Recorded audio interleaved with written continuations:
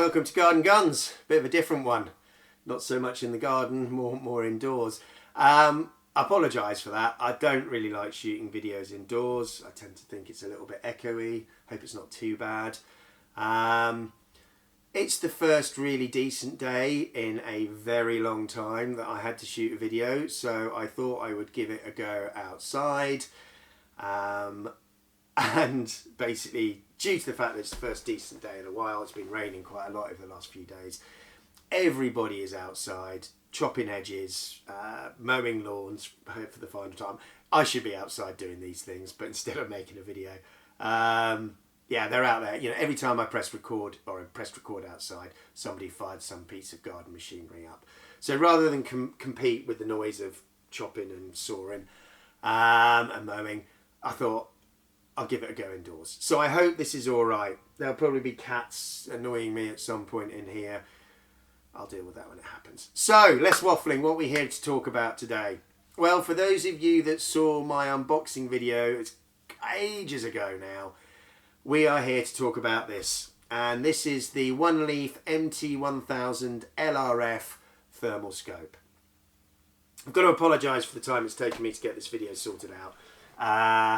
Work, other projects, and the weather have not been my friend. But I finally got out. I've used it over a couple of nights in terms of actually going out, trying to use it for its intended purpose. I've had a bit of a play with it. Straight out, this is my first time with thermal. Never used thermal before, so it's been a bit of a learning curve. I found it interesting,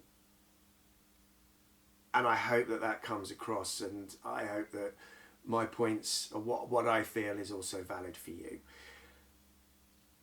With that in mind, let's get on and talk about the unit itself. So, this unit, the one I got, came with two lenses, which has, oh, come on you, let's get you off. There we go. It came with two lenses. I got the 50mm 2.8 optical zoom, and I also got the 35mm. This came with a 35mm 2x optical zoom, and the 35mm lens is really diddy. The 35mm has got, I think it's a 16-yard field of view, diagonal field of view, and the 50mm has got an 11.2.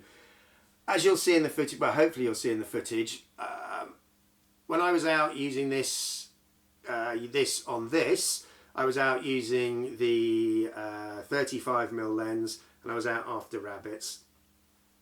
I might put the footage on later of this. I went out and used this on my 1.7 HMR with this, the 50mm lens, and we were out hunting larger quarry with this at far greater ranges, not air gun ranges. That is, we will talk about that later, but we'll stick to the air gun use for the first in the first instance for this, the majority of this video, because that's what this channel's all about. So I've talked about the lenses. They're easily detachable. I've also put the oneleaf quick detach Picatinny weaver rail mount on this. It's so that I can swap between my Burperson. It's so that I can swap between my NV500 and this without any problems. So I've put a quick release mount on my NV500 as well. The unit, as I said, comes with the laser rangefinder attached. I believe you can get it without. I wouldn't recommend that. The laser rangefinder is a godsend. It also comes with, this is your battery tube. It comes with an installed 18650 battery, so you don't need to buy one of those. Might be worth picking up a second one if you want. So then at least you've got a backup battery when you're out and about. You know, I've used this for 2-3 hours, and the battery life has been absolutely fine. It hasn't run out of batteries at all. On the top, you've got your multifunction button wheel, I call it. Basically, it gives you your digital zoom. And I forgot to mention, on the 35mm lens, the digital zoom is out to 16, and on the 50mm lens you get a 22.4 times digital zoom.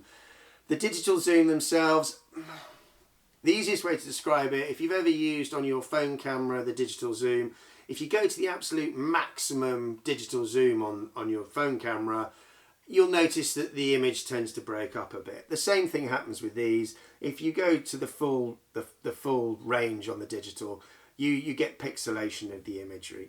So above about 12 times zoom, I tend to find the image a little bit too pixelated to be able to make reliable shot placement. So I don't really tend to use much more than about 9 or 10. So, you know, especially for airgun usage, anywhere between sort of 6 and 10 is more than fine. Also, the wheel, as I say, it's your multi-mode wheel. A short press fires up the laser rangefinder and basically allows you to laser your target. If you press and hold, it then opens up your menu options. We've got a new cat. They're not getting, the old cat and the new cat are not, well, kitten, they're not getting on. Yeah, if you press the button down and hold it, it'll open up your menu options. You then can select through your menu options, and then a short click will then access that menu option, and you make any changes once again with the click wheel. You've got 3 buttons on the top. This button enters your different thermal modes. You've got different views, thermal views, hot, white hot, black hot, red hot, you know. I will throw a quick video up of that at the end of this bit and just run through those with you. You've got your backlight mode there, and then you've got your recording mode there. Adjustable eye bell for people with tired old eyes, so you can get a nice sharp image for your eye type in the rangefinder. You've got a sealed, it's got an O-ring on it, rubber O-ring port on the side. This is where your micro SD card sits. You've got a USB-C input and a micro HDMI input in there as well. And then your on-off button on the side. You basically press the button down and hold it, and the unit fires up and switches on. In the box, as I said, you get in my box anyway, I think most of them, you get the spare lens, you get a micro HDMI cable, you get a USB-C to standard USB cable, 2 thermal targets there for zeroing, although I didn't use those. I'll talk about that in a minute. Instruction manual, lens wipes, Allen keys, spare O-rings. You get the standard Weaver mount. As I said, the quick detach mount is an accessory, and then you get a couple of spare caps for the back of the lens unit to stop any dust from collecting. And that's that. That's the box taken care of, what you get with the unit and what you get with this. So, what can I say about this? Well, I tell you what, before I get into that, what I'll do is I will go to the different modes that you've got for the various different views, and I'll run through that now, and then come back to you for basically how I found using thermal. So let's cut to the different thermal modes. Okay, so this is on white hot. So you can see at 8.4 times zoom, you can see my kitten, well, the cat. Let's see if we can laze her. There we go, there's the point. Yeah, she's not at 83 yards. There we go. She's not at 35 yards either. 40. There we go. 16. There we go. So I need to probably recalibrate the LRF at the laser rangefinder on this, because it seems to be a little off. But anyway, so let's cycle through the modes. Remember how to do this. There we go. So that's white hot.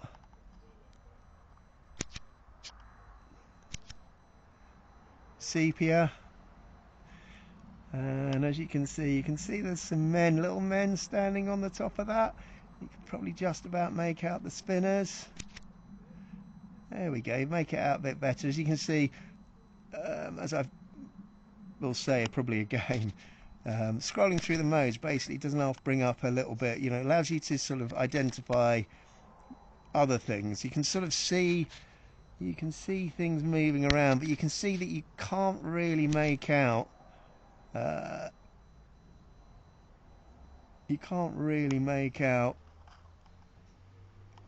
any obstructions, which I'll talk about later. So let's keep cycling through the modes. What's that? Aurora, red hot. See red on the cat. It's really handy having the cat there, isn't it? Jungle, medical. Right, you can see totally lost the top of the pellet catcher there.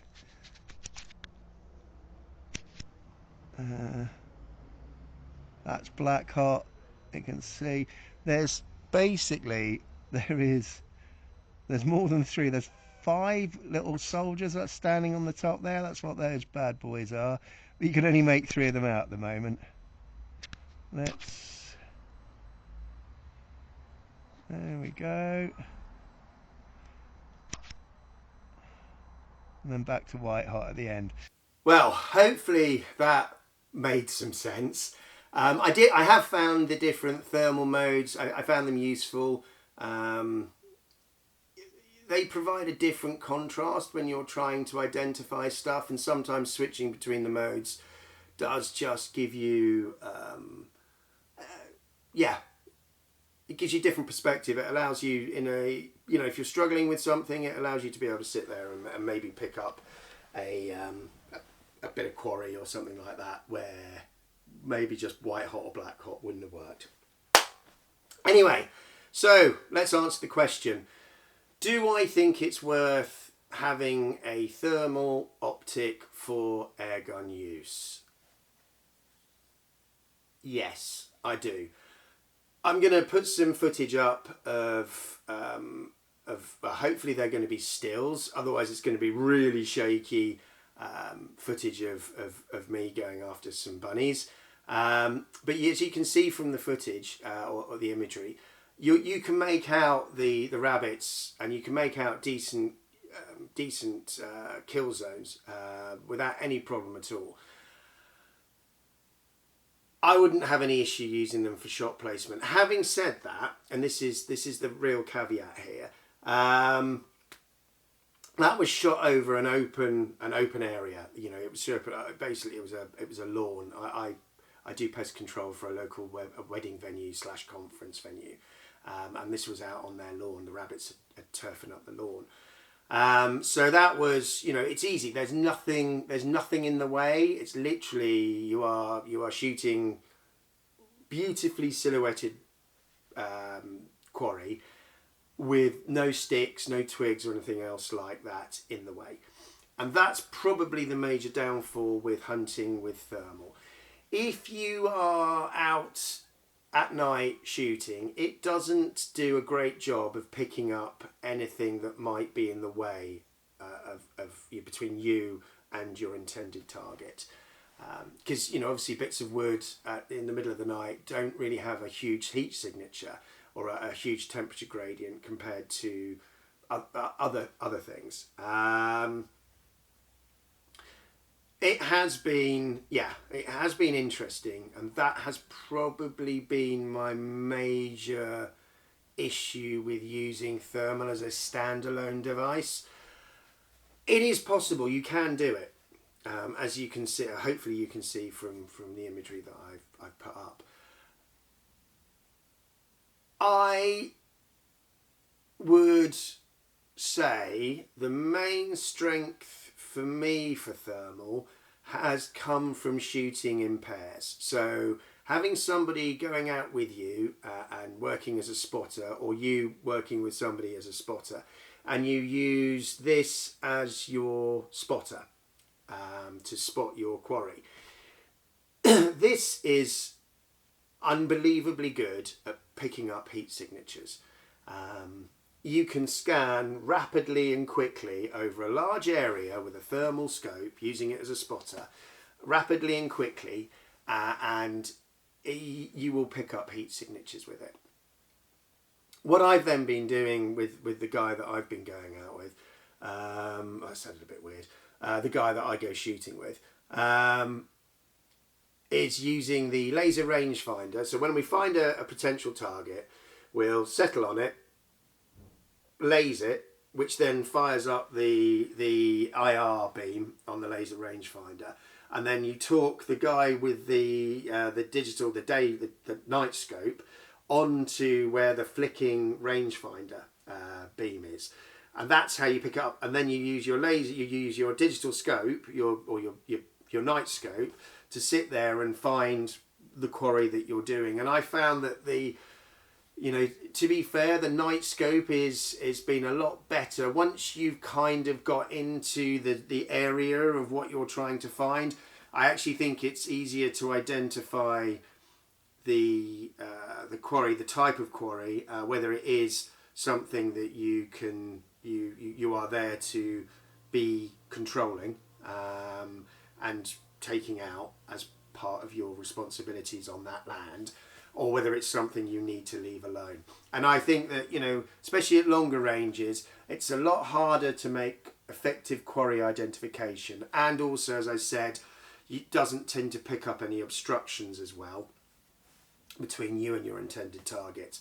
But it is unbelievable at initially picking up what could potentially be a target for you. So yeah, using this as a spotter with a second person, and in conjunction, in tandem together, then identifying, marking the target with this, and then identifying it and making the shot with your night scope has been where I've tended to find my greatest success. So, yes, what are you saying, Neil? Are you saying that I should buy a thermal scope and have a night scope? If you have the money and you are a committed hunter or pest control person, then yes, that's exactly what I'm saying. I think if you have somebody to work with and you can work in tandem, you will increase your success rate by adopting thermal. Whether it be with an air gun, or as I tend to use this in its main, is actually I use it as a spotter, and I use my thermal scope. I use my night scope on my 1.7 HMR, and I've had great success with that. Working with in conjunction with one of the guys I shoot with, it's almost unfair. It feels like it's cheating almost. So I would highly recommend that. As a standalone device, yes, absolutely. It is capable of usage. If you're shooting over open fields or you're shooting over open land as an air gunner, absolutely, I think you can make humane shots with this at UK legal airgun ranges. And I think it's got decent enough resolution to be able to identify your quarry. And I think at that point, I'm going to end it there. Would I recommend you buying this particular scope? Yes. I like OneLeaf's products. I know there are plenty of other options out there. OneLeaf happened to be the company that sent me gear and asked me to review it. And although I've used other bits and bobs, I've used Pards. I haven't used any of the Himmerco products. Unfortunately, I would love to get my hands on them and see how they compare. I think it's all pretty much, they're all pretty close together. The one thing I can say about this is the manufacturing standards on these are superb. These are really solidly built units. The first unit, and I'm going to say it, the first unit I had from OneLeaf had a fault in it. It had a bit of ballooning on the imagery. I literally had sent the unit back to Oneleaf, and inside a week I had a replacement. So the customer service from Oneleaf has been absolutely awesome, and it, you know, yeah, I've got to take my hat off to them for that. Yeah, I would recommend this unit, the MT1000, if you're in the market for thermal and it's something that you want to try. Prices are coming down. I would recommend this. It's worth going to the Oneleaf website to check out what the latest pricing is. They do special offers every now and then, so it's worth keeping an eye open.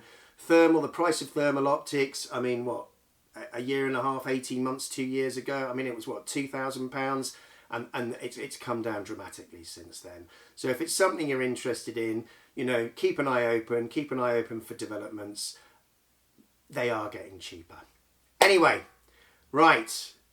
Hopefully I'll be able to do a video on an air gun next. Yeah, I am struggling. Unfortunately, I seem to be running out of things to review. So or talk about. I don't really do reviews. I do talks. But yeah. Anyway, I hope this has been of interest. Thumbs up for thermal. Really, really interesting.